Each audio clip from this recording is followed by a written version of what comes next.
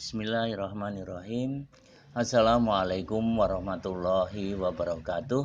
Bagaimana kabarnya anak-anak? Sehat-sehat kan? Ayo sekarang kita siap-siap. Pembelajaran di semester genap ini kita akan mulai dengan topik teks diskusi. Ya, teks diskusi. Ini sangat menarik.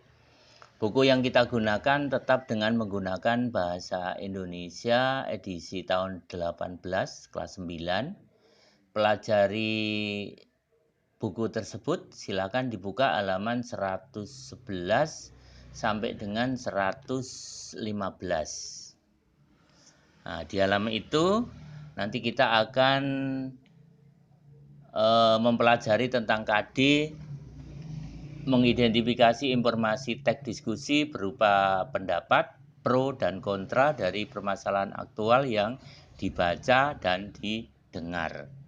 Nah, tujuannya ini nanti 3 hal yang akan kita capai. Itu yang pertama adalah mengenal tujuan dan fungsi teks diskusi. Jadi mengenal tujuan dan fungsi teks diskusi. Lalu yang kedua, mengetahui struktur retorika teks diskusi. Lalu yang ketiga, mengidentifikasi ciri-ciri kebahasaan teks diskusi. Nah, itu yang akan kita bahas anak-anak. Nah, mari kita berdoa dulu. Kita sebelum mempelajari lebih lanjut, kita berdoa. Apapun yang akan kita usahakan, kita serahkan kepada Allah Subhanahu wa taala.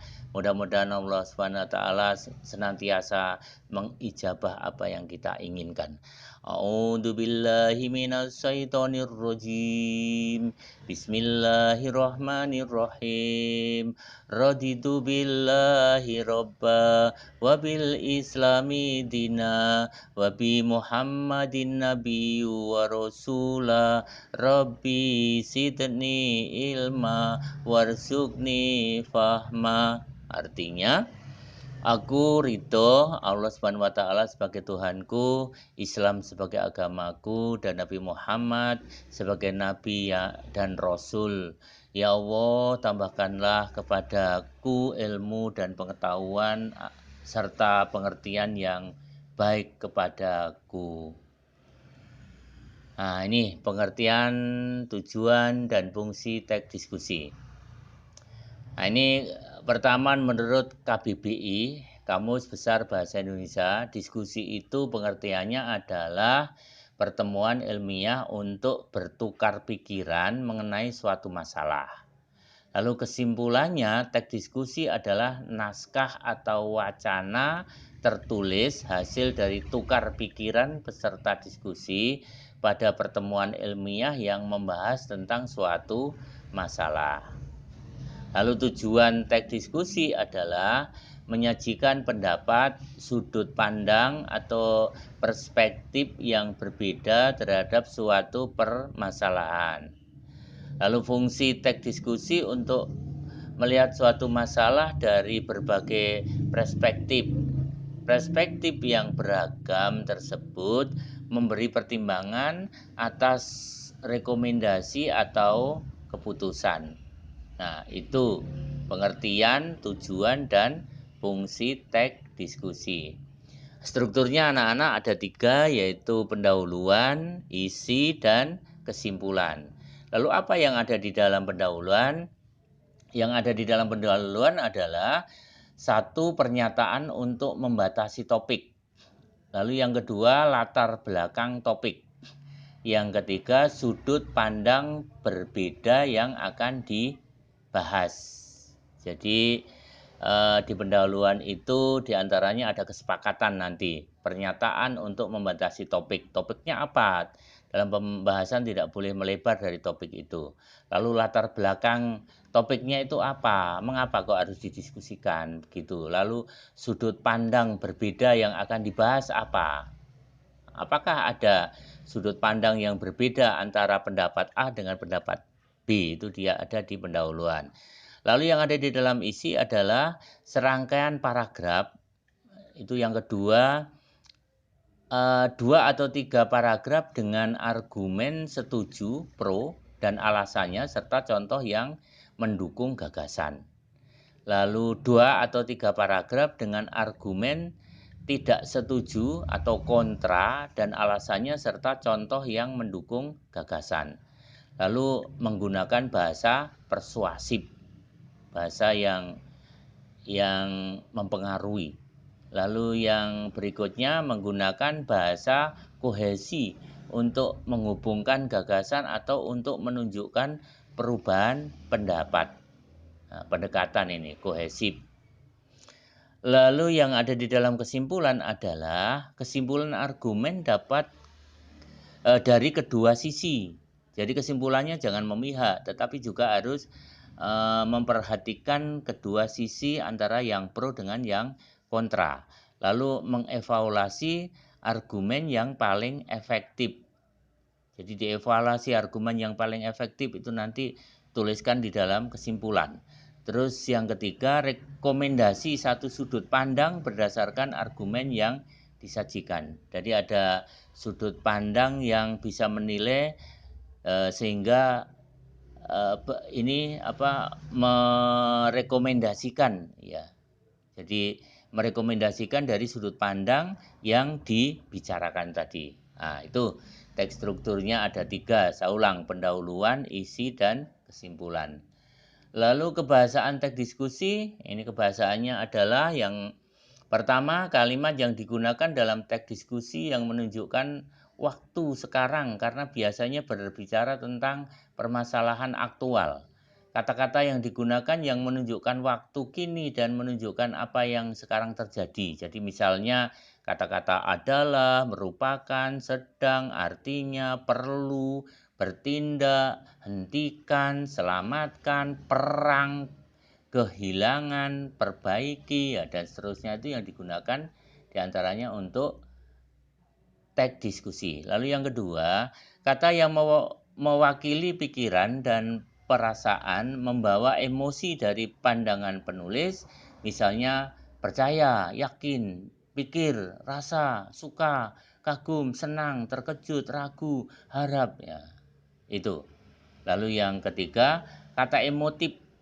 Nah, melibatkan pikiran pembaca seakan pembaca melihat persoalan seperti yang kita pikirkan. Nah, jadi kata emotif itu juga digunakan kemarin di teks pidato persuasif itu.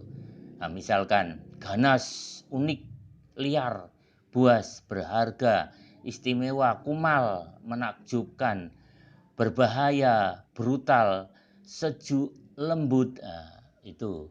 Lalu yang keempat, bahasa evaluatif. Saya ulang, bahasa evaluatif untuk mengkaji argumen dan bukti pendukung, misalnya penting, sederhana, berpikiran sempit, mengancam, sangat jelas, menguntungkan bagi mereka masa depan, lebih mudah, diharapkan, terlalu rapuh, penilaian buruk, tidak dapat diakui, hanya dipilih, dan sebagainya. Itu contoh dari bahasa evaluatif. Lalu yang berikutnya, derajat kepastian, juga dikenal sebagai modalitas, kata modalitas. Kepastian itu. Seberapa pasti dengan pernyataanmu sendiri? Apakah kamu ingin membuat orang setuju dengan pendapatmu atau kamu ingin membuat orang menjadi ragu dengan pendapatmu? Misalnya, dapat, akan, mesti, seharusnya, selalu, biasanya, hampir, nyaris, tidak pernah, kadang-kadang, umumnya, tentu, pasti, harus, tidak perlu dipersoalkan, hampir tidak pernah, dan sebagainya. Itu adalah contoh dari kata-kata modalitas. Lalu yang berikutnya, menggunakan konjungsi dan penanda kohesi koherensi.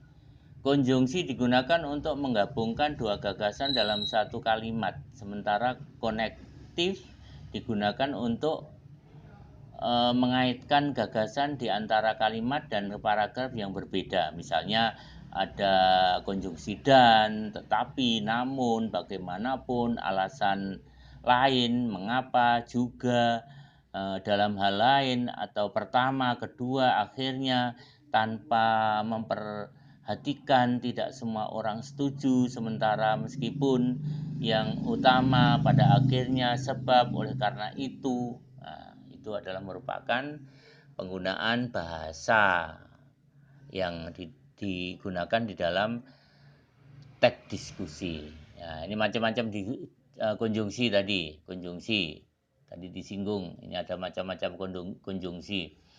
Ada dan. Ini dan adalah fungsinya untuk menandai hubungan setara atau penambahan. Atau itu fungsinya adalah menandai hubungan pemilihan. Tetapi itu artinya menandai hubungan pertentangan atau perlawanan. Nah, pembagian konjungsi ini ada konjungsi waktu. Ini contohnya sesudah, setelah itu, sebelum, sehabis, dan seterusnya. Ada konjungsi syarat, jika, kalau, jikalau, asalkan, bila, manakala. Terus ada konjungsi pengandaian, andaikan, seandainya, umpamanya, sekiranya. Ada konjungsi tujuan, agar, supaya biar gitu. Terus konjungsi konsesif, biarpun, meskipun, sekalipun, walaupun, ya sungguh pun, kendati pun. Nah, jadi ada partikel pun di belakangnya. Lalu pemiripan, konjungsi pemiripan, seakan-akan, seolah-olah, sebagaimana, seperti, sebagai, laksana, bak, itu konjungsi pemiripan. Lalu konjungsi penyebaban, sebab, karenanya, karena itu, oleh karena itu. Nah, terus ada konjungsi pengakibatan, sehingga, sampai, maka, dan seterusnya itu. Ada konjungsi penjelasan, bahwa, contohnya bahwa. Ada konjungsi cara, dengan. Terus ada konjungsi harapan, moga-moga, semoga, mudah-mudahan. Ada konjungsi pengecualian, kecuali. Ada konjungsi urutan, lalu, terus, kemudian. Nah, itu konjungsi urutan dan macam-macam konjungsi yang digunakan di dalam teks diskusi. Ya, begitulah anak-anak. Evaluasinya nanti silakan dilihat di kolom Edmodo di bagian ada jatuh tempo di situ biasanya. Silakan nanti dijawab lalu dikirim hasilnya ke Edmodo juga, nanti Pak Mugianto akan bisa menilainya. Terima kasih anak-anak dan mohon maaf kekurangannya. Kalau kurang jelas silakan kalian bertanya, kalian sampaikan di Edmodo boleh atau di WA pribadi juga boleh. Saya akhiri, wassalamualaikum warahmatullahi wabarakatuh.